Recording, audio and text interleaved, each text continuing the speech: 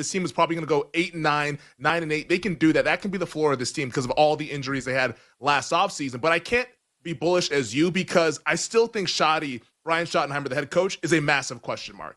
And like, this is where you kind of have to get a little bit subjective with handicapping what a coach will do, which can be very tricky at times because we don't truly know until we actually see it.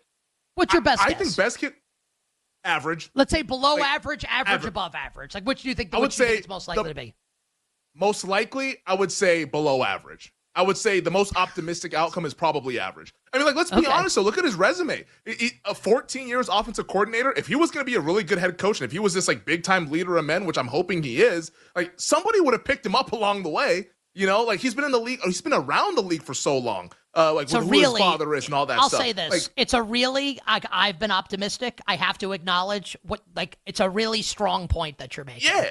Like, he's not a hidden character. Like, you know, like, we've known who Brian Schottenheimer's been for a long time. Fair. And nobody ever wanted, and even this head coaching cycle, he was the only person, the only interview he got was the Dallas Cowboys, and that was after the fact that they kind of got blindsided by Mike McCarthy telling them to kick rocks. So, like, that's where I'm like, if that's true, all that information is true, and still we don't know, like, can he possibly be a good coach?